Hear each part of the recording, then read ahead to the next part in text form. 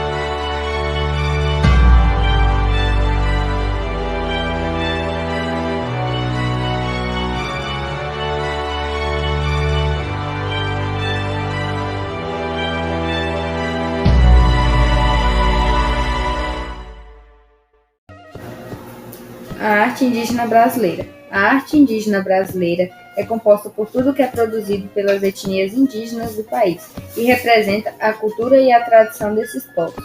É um elemento cultural fundamental produzido por tradição e preservação da cultura. A conservação da arte indígena é uma forma de manter vivas as tradições culturais das diversas etnias indígenas brasileiras, que já produziam sua arte antes mesmo da chegada da colonização portuguesa ao país. A arte indígena é muito rica, composta por diversos elementos carregados de simbologias antigas e sabedorias sagradas, recebidas de seus antepassados. As produções indígenas mais comuns à maioria das etnias brasileiras são cerâmica, pintura corporal, máscaras, cestaria e arte plumária. Objetos decorativos e utilitários, adornos, acessórios, armas de instrumentos musicais também fazem parte da arte produzida pelos povos indígenas. A cerâmica é um exemplo de arte que não está presente em todas as tribos, sendo ausente entre Chavantes, por exemplo.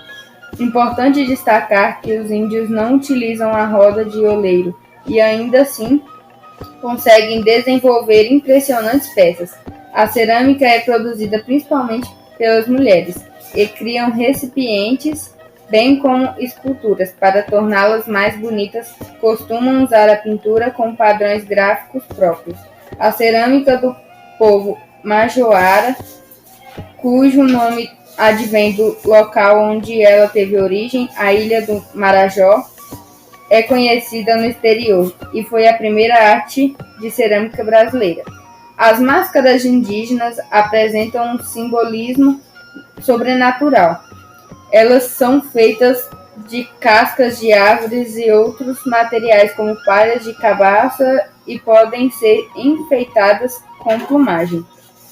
Normalmente são utilizadas em ritos cerimoniais. Um exemplo é a tribo de Carajá, que usa máscaras na dança do Aruanã para representar heróis que conservam a ordem mundial. Diz a lenda que as máscaras indígenas geralmente representam entidades que conflitavam com os índios do passado. Deste modo, as festas e danças são feitas para alegrar e acalmar as entidades. Há máscaras grandes feitas com palhas compridas que chegam a cobrir o corpo todo. A máscara de cerâmica é inclusiva dos índios da etnia Mati. A pintura corporal é usada em certos rituais e, de acordo com o gênero e a idade, indicam os grupos sociais ou a função de cada indivíduo na tribo. muitas vezes são associadas a rituais onde ocorrem danças indígenas. As tintas usadas são naturais, ou seja, são feitas de plantas e frutos.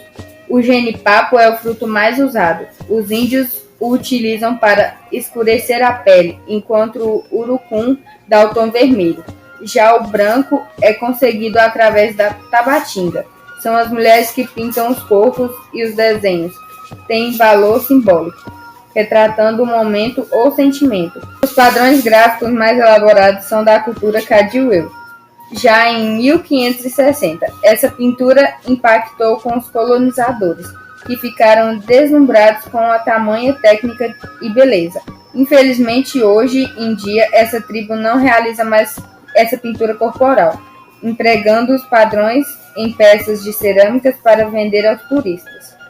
Os cestos são utilizados para o uso doméstico, na manutenção e transporte de alimentos. É produzido normalmente pelas mulheres, com variadas formas de trançados em diferentes formatos. Os tipos mais comuns de utensílios são cesto coadores para coar líquidos, cesto tamizes para peneirar farinha, cesto recipientes para guardar diferentes materiais, cestos cargueiros para transportar cargas. As plumas são usadas em rituais e coladas diretamente no próprio corpo. Servem também para ornamentar máscaras, colares, braçadeiras, brincos, pulseiras e cocares, que são feitos de pena de cauda de aves. Assim como a pintura corporal, a arte plumária serve também para indicar os grupos sociais. Na maior parte, são os homens que desenvolvem a arte plumária. Essa arte passa por um ritual. Primeiro a caça, passando pelo tingimento, a chamada tapiragem, pelo corte nas formas desejadas e, por fim, a amarração.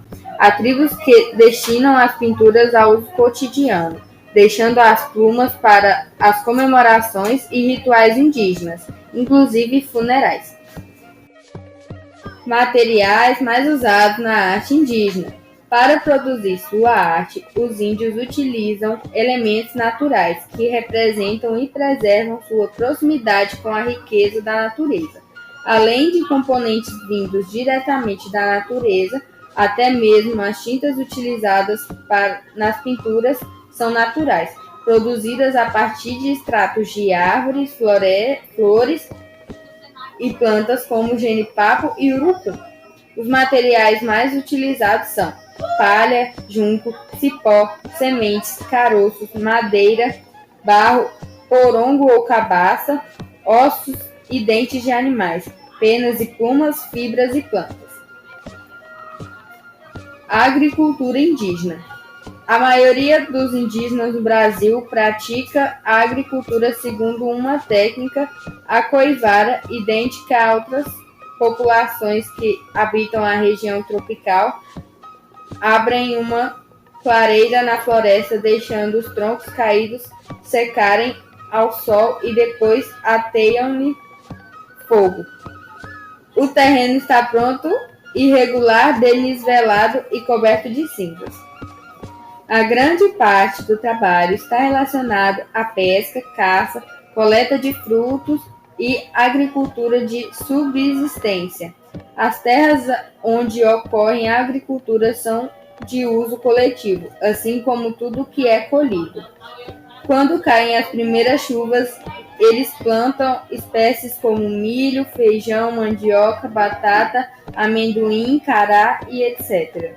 Depois mantêm a roça limpa, retirando as ervas daninhas que prejudicam o desenvolvimento da plantação.